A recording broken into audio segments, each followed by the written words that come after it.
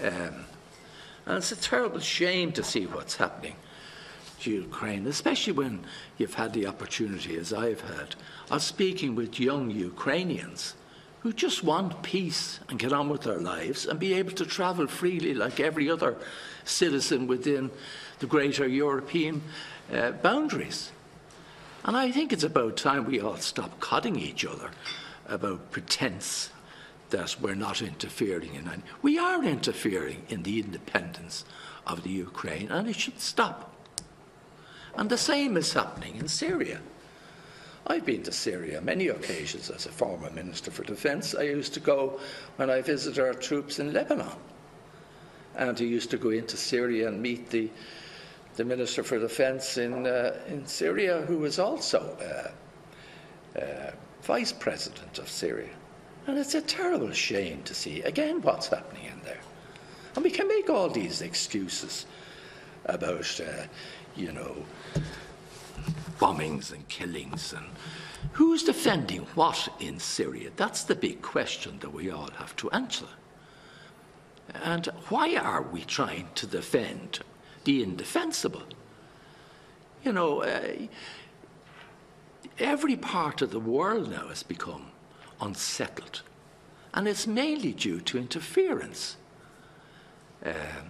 by outsiders in resolving problems that are internal.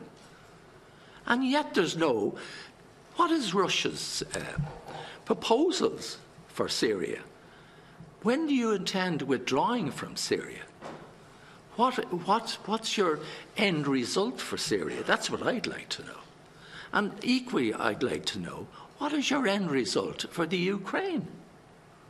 I mean, is this going to continue on and on and on? And are the young people never going to get an opportunity of calling themselves Ukrainian and be proud of the fact that they're Ukrainians and make their own decisions, whether they want to be part of a European situation or whether they want to be just totally independent? Why shouldn't we in Ireland had to put up with this for many, many, many, many centuries. We know what it's like, but it's about time that we all stood back and asked the question, what are we trying to achieve here? In the meantime, thousands upon thousands of people are losing their lives. And young people's careers and prospects are being severely damaged. And I would like to hear from you exactly what is the agenda for the Russian Federation in terms of both of these countries. Thank you. Thank you very much, Deputy. To live where they want to live, with whom they want to live, and so on. So only Kiev has this right, and these people don't. By the way, if this... You don't invade and then ask them. Which invasion? The Russian invasion. Russian invasion? Yeah. Even... then ask the people what do they want after you invade them. You see, first of all, we didn't invade into Crimea. There was an attempt of invasion, you know from whom? From Kiev.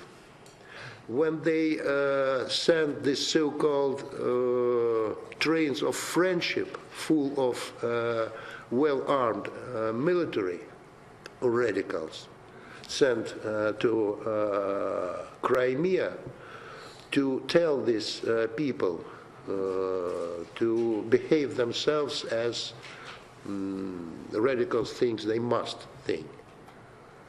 Fortunately, local paramilitaries, without any participants of our military, closed this border and turned these trains back.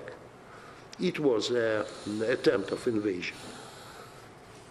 That's it. Of course, you know much more than myself about Russia's military in Crimea, I'm sure.